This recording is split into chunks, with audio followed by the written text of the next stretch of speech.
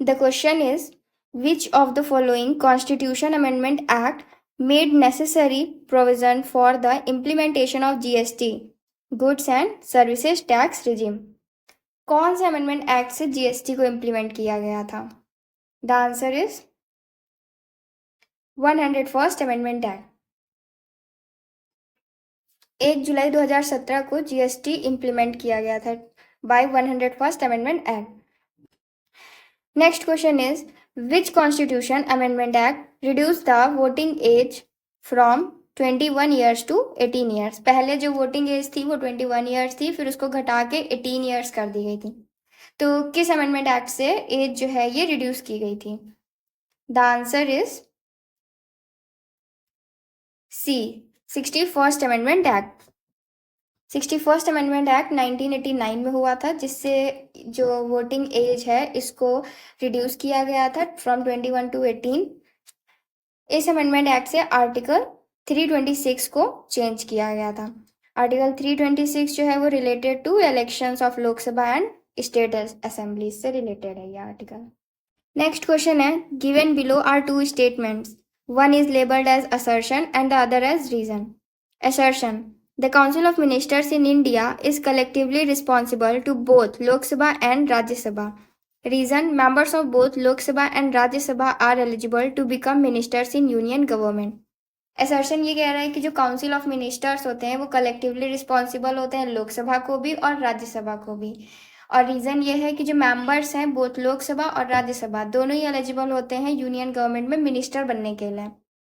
तो उसका जो असर्शन है वो गलत है, और लेकिन ये जो सेकेंड स्टेटमेंट है वो सही है।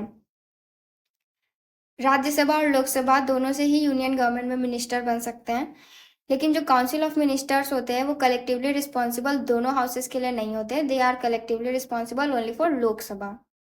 तो इसका सही आंसर होगा A is false but R is true. The Public Account Committee of the Indian Parliament scrutinizes the option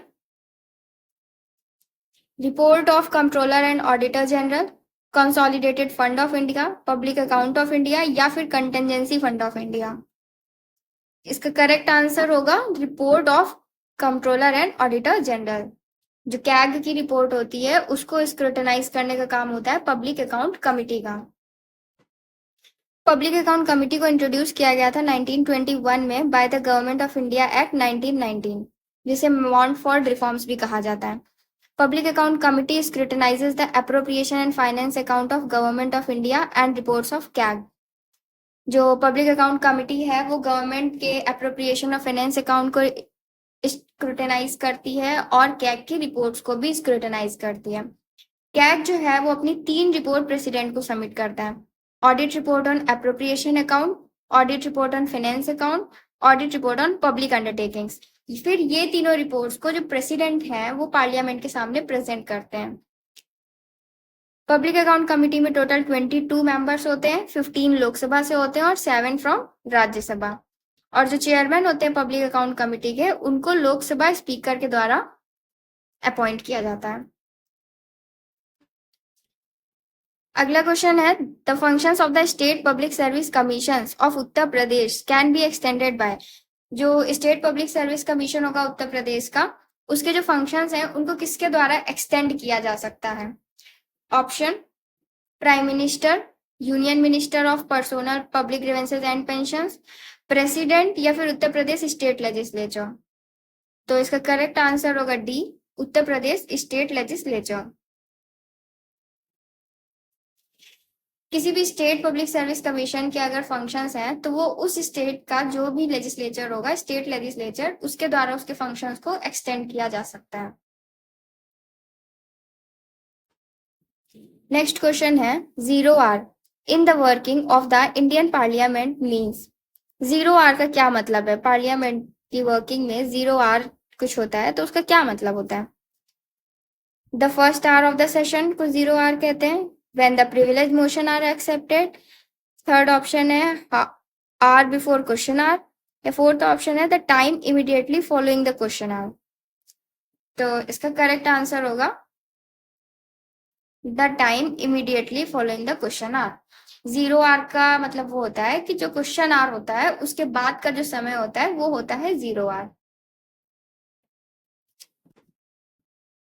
zero hour को इंट्रोड्यूस किया गया था पार्लियामेंट में 1962 में। It is the time when members of parliament can raise an issue of urgent public importance. कोई important topic को raise कर सकते हैं इस समय में। It immediately after the hour question hour and last until the agenda for the day is taken up. यहाँ पे आर होगा, HOUR। तो जो क्वेश्चन आर होता है उसके जस्ट बाद का जो समय होता है, ठीक है, उसको बोलते हैं जीरो आर। मतलब जो क्वेश्चन आर होता है फिर एक एजेंडा डिसाइड किया जाता है ना डे का, तो उसके बीच का जो समय होता है वो होता है जीरो आर। जीरो आर को कहीं पे भी मेंशन नहीं किया गया, ना ही कॉन्स्टिट्यूशन में, ना ही रूल्स ऑफ प्रोसीजर में। देन आता है कि क्वेश्चन आर फिर क्या होता है, ठीक। जो पहला आर होता है पार्लियामेंट्री सिटिंग का, उसको बोलते हैं क्वेश्चन आर। 3 तरीके के क्वेश्चन पूछे जाते हैं वहां पे। Starred question, unstarred question, short notice question. जो स्टेयर्ड क्वेश्चन पूछा जाता है उसका आंसर वहीं पे ओरल ही आपको मिल जाएगा। देन अनस्टेयर्ड क्वेश्चन का आंसर जो है वो राइटिंग में देना पड़ता है। और शॉर्ट नोटिस के लिए जो क्वेश्चन है उसको 10 दिन पहले से ही, मतलब एक नोटिस के द्वारा पूछा जाएगा, ठीक है। 10 दिन पहले आपको नोटिस देनी पड़ेगी कि ये क्वेश्चन पूछने वाले हैं। In India, the first municipal corporation was set up in which one among the following places? India में जो पहली म्यूनिसिपल कॉरपोरेशन है उसको कहाँ पे सेटअप किया गया था? ऑप्शन इज कलकत्ता, मद्रास, बॉम्बे या फिर Delhi. The correct answer is Madras. Madras में पहली म्यूनिसिपल कॉरपोरेशन को सेटअप किया गया